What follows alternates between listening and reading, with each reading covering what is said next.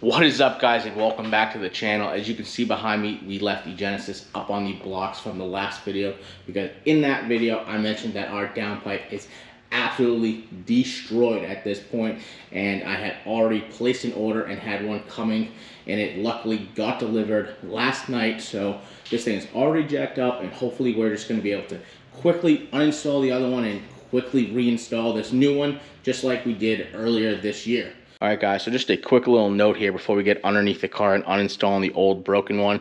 But for those who haven't seen the first video, this is just an ISR downpipe for a 2.0 Genesis coupe. This will fit all year 2.0T Genesis coupes. Now, for those people who have watched the video, you know that I mentioned that I paid sub $200 for this exhaust pipe, and that was the case back in April. And that video was filmed and this part was ordered. So fast forward to present day, it is the end of September, and the lowest I saw these listed at was $250. Some people had them listed for $300, so these have gone up pretty significantly, but that is the case with pretty much everything these days. But for $300, I think I paid $250, $265-ish shipped. That is kind of expensive for an ISR pipe that I already know is going to be sacrificial and just get destroyed here within a matter of months. But like I said, it is what it is. I really just wanted to make sure I went to Gatlinburg without a rattly, leaking exhaust, and just one that just didn't sound absolutely horrendous for when we were driving around there, because unfortunately the one that's in there is leaking pretty bad and it does sound terrible.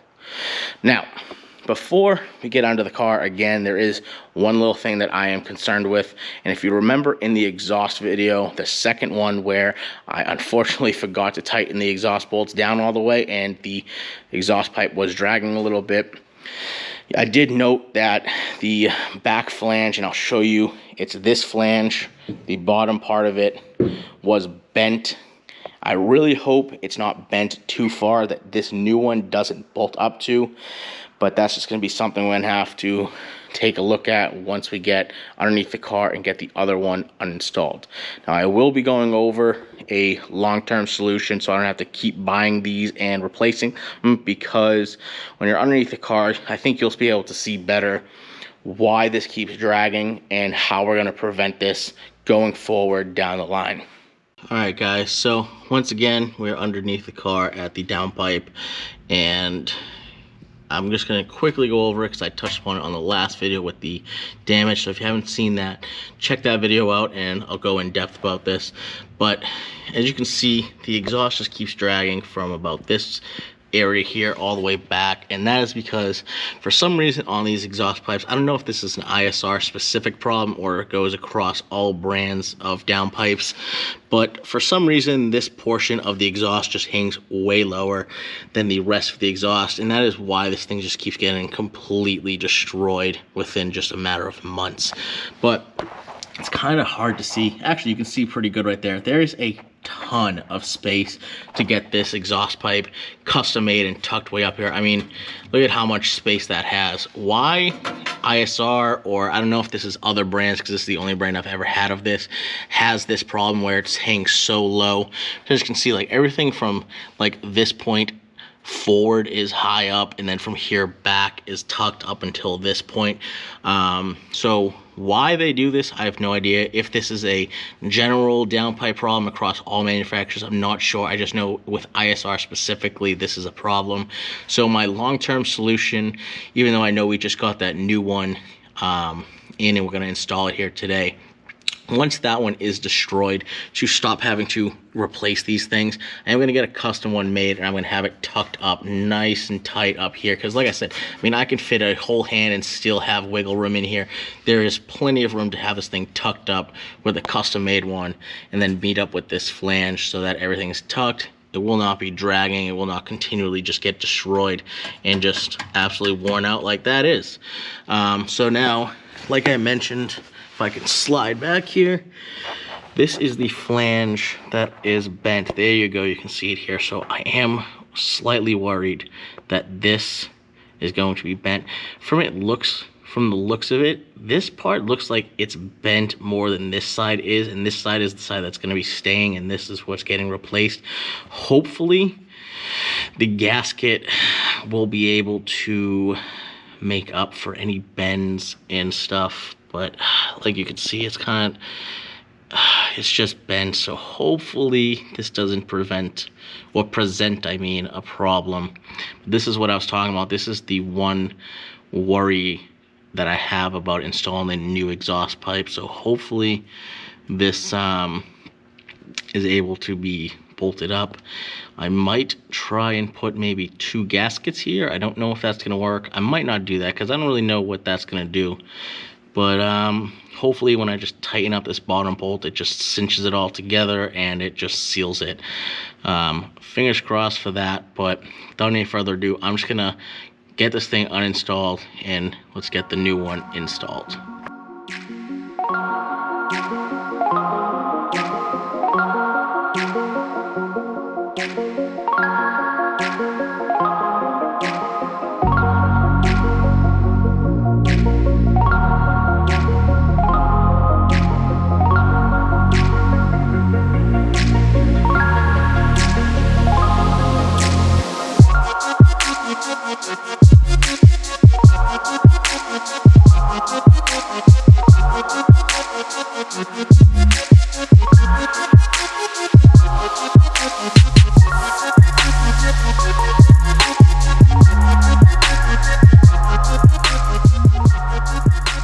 Alright, so once again, the old ruined exhaust pipe is off the car, and as you can see, this thing is just beaten up. But I can't even believe how bad it got, how quickly this happened. But I mean, I guess this is what happens when you want to drive your car an inch to an inch and a half off the ground like I do.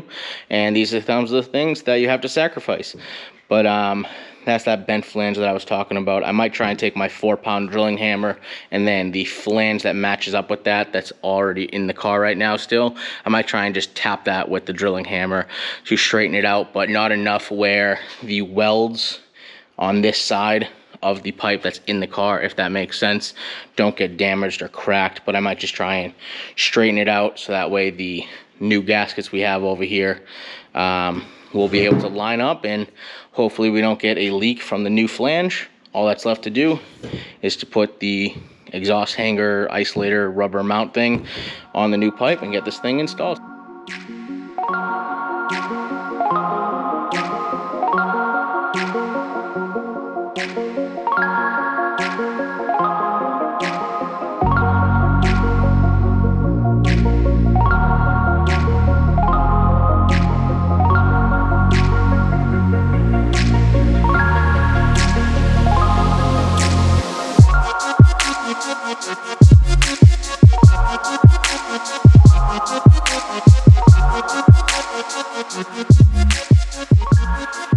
Alright guys, so I don't know if the time lapse is going to show this, but that was a much bigger pain in the butt than it was the first time we did this.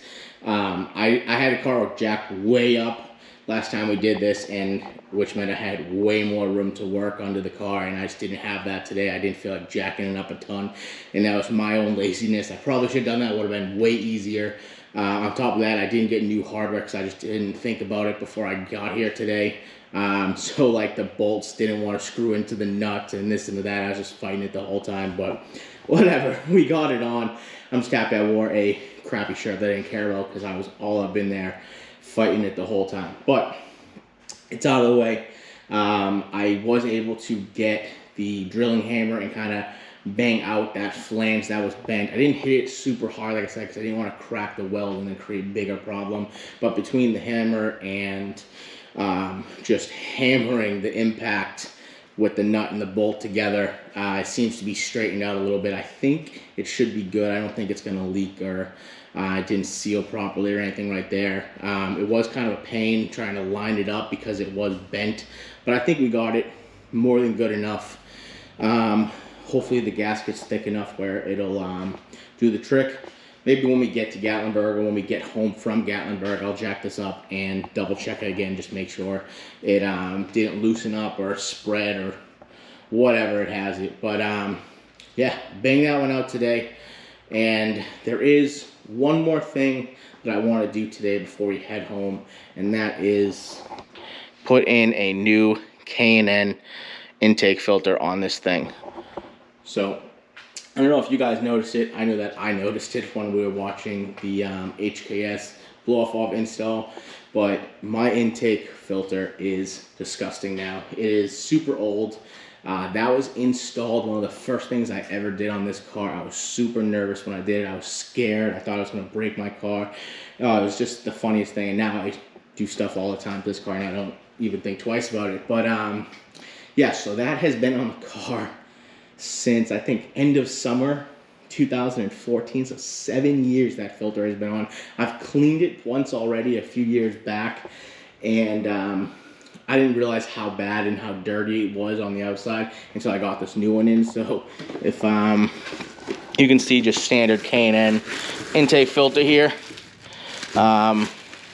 It's got like that K&N's world famous like pinky red and maroon color, but the one that's in the car is just brown. I can't believe it. So I don't know if other people noticed it in that video, but I sure as did. And I was like, man, before we leave for Gatlinburg, I need to replace this.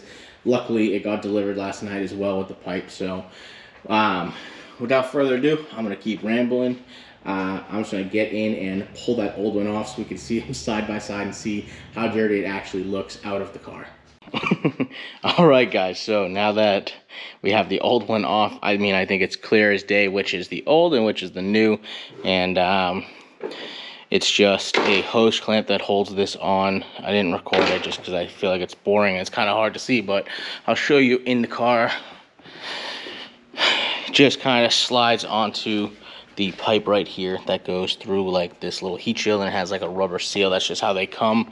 But we're gonna wipe this down just a little bit, and like I said, I cannot believe how dirty this thing is. But like I said, I've had this car for a long time. Some of these parts have been on there for years, like 5+ years, 7+ years, and this is just kind of some of the stuff that happens. But yeah, so we're gonna install this nice fresh new one. I'm happy I did this. Now we got a nice black top instead of this chrome, because I don't really like that, and it kind of pitted and faded and all that stuff. But yeah, that thing's destroyed and ruined, and then you got a nice new fresh intake. I don't think it's gonna make a difference. Who knows? We don't know how bad this thing is actually clogged up. It's super dirty, as you can see, just touching it a little bit.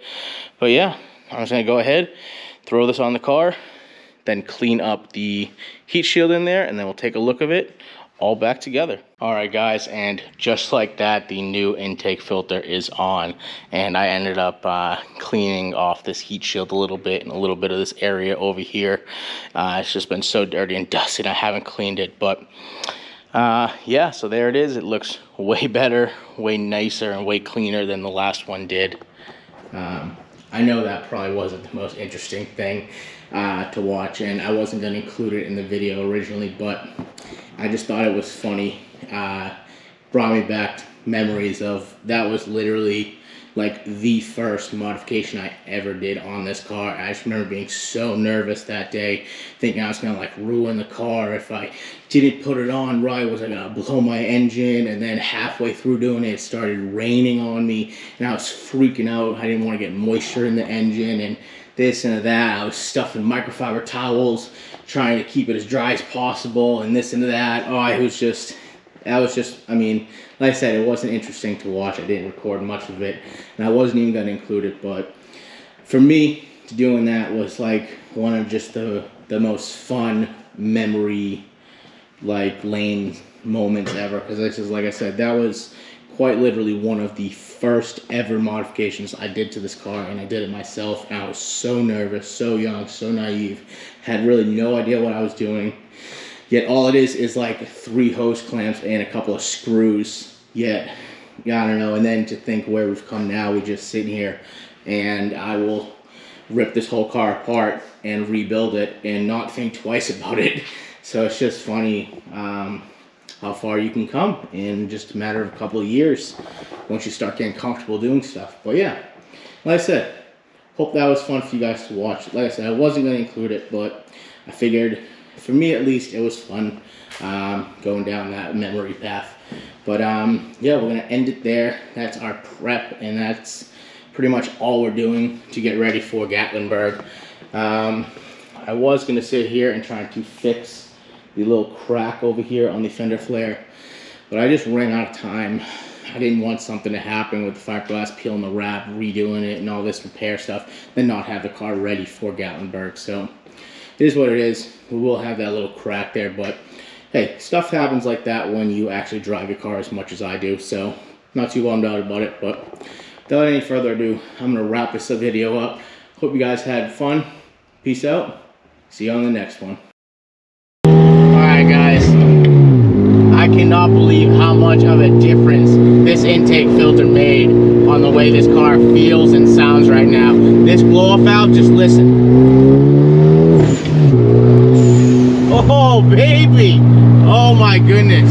I really wish I put this intake filter on prior to doing that HKS sound comparison clips, because I mean, wow, does it sound good. And I don't know if this is just me being excited or if it's true actually happening, but this thing just feels so much peppier all of a sudden. But boy, I am so happy I did that. I just love this car more and more.